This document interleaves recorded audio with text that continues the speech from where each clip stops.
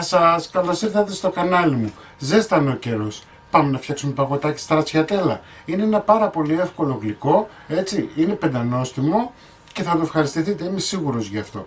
Μην ξεχνάτε να κάνετε κοινοποίηση στα βίντεό μου, να κάνετε γραφούλα στο κανάλι μου. Ό,τι θέλετε μπορείτε να έρθετε στις ομάδες μας Μαγειρικές Απολαύσεις και Γιώργος Ζόρης Μαγειρικές Απολαύσεις.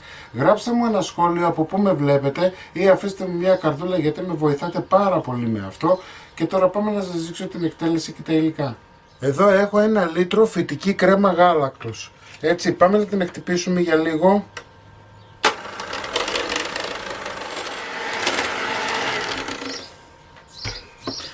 Όλα τα υλικά μας θα θέλουμε να είναι παγωμένα. Σε αυτό το σημείο θα βάλω 3 βανίλιες,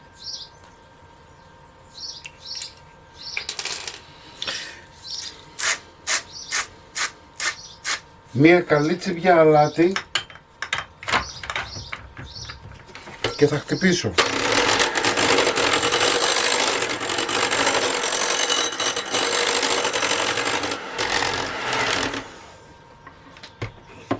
Χτυπάμε για 1 λεπτό γιατί δεν θέλουμε να γίνει πολύ σφιχτή η σαντιγή μας. Έτσι. Λοιπόν, θα βάλουμε ένα γάλα ζαχαρούχο, είναι 397 γραμμάρια. Θα χτυπήσω να ενσωματωθεί.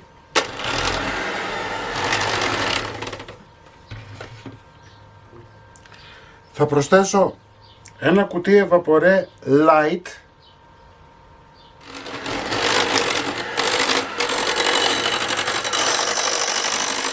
Είμαστε έτοιμοι. Βλέπετε, είναι νερουλή η υφή.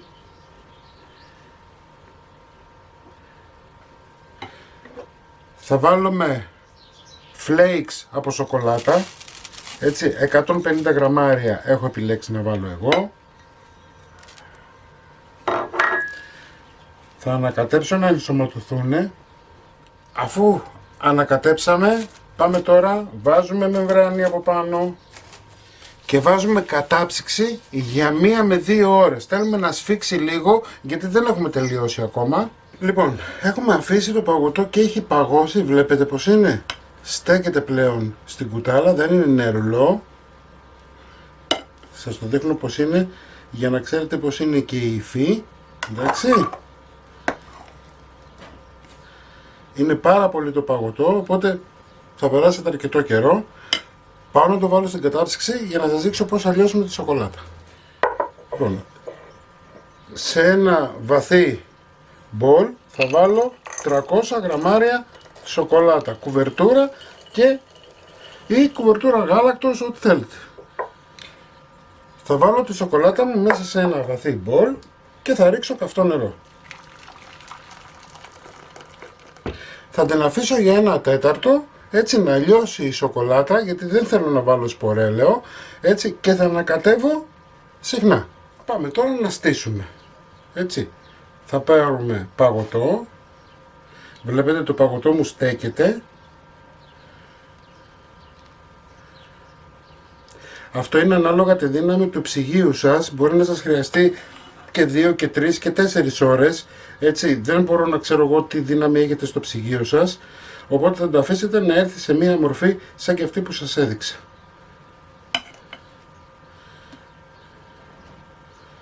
Ωραία.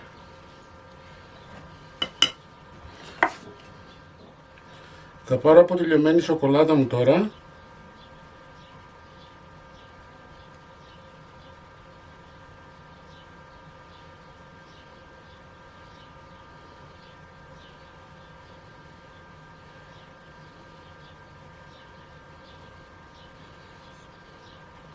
Προσέχτε, το βάζουμε πάντα στο καυτό νερό για να την έχουμε ζεστή, ούτως ώστε να μην υπάρχει πρόβλημα.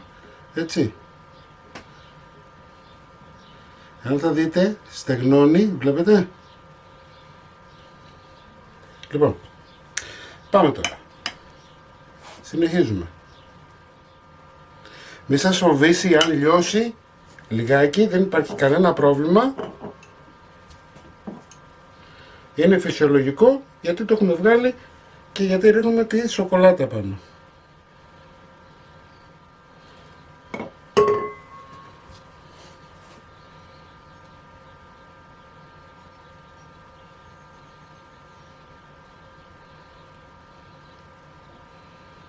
Πάμε να βάλουμε τώρα και την τελευταία μας στρώση.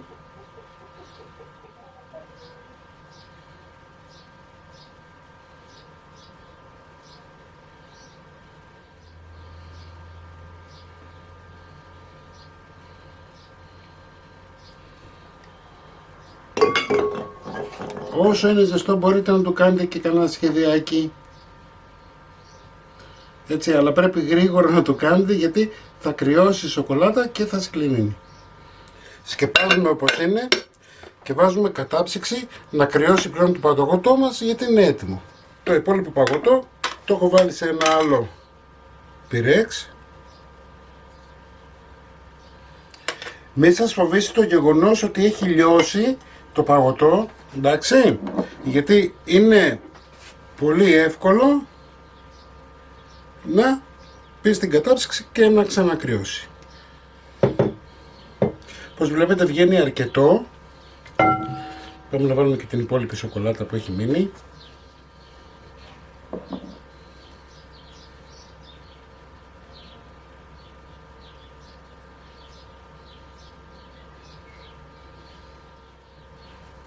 Ωραία. 300 γραμμάρια είναι η σοκολάτα. Εντάξει, βάζω και αυτό στην κατάψυξη και είμαστε έτοιμοι. Θα το αφήσετε τώρα να κρυώσει όσες ώρες χρειαστεί για να μπορέσετε να σερβίρετε.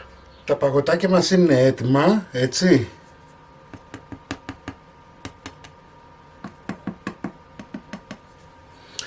Σερβιρισμένο και κομμένο, θα το δείτε στην αρχή του βίντεο. Εσείς μην ξεχνάτε να κάνετε κοινοποίησεις στα βίντεο μου, να κάνετε γραφούλα στο κανάλι μου, ό,τι θέλετε να έρθετε στις ομάδες μας Μαγειρικές Απολαύσεις και Γιώργος Ζόλης Μαγειρικές Απολαύσεις και θα τα ξαναπούμε σύντομα με ένα επόμενο βίντεο, μια νέα συνταγή. Γεια χαρά σας!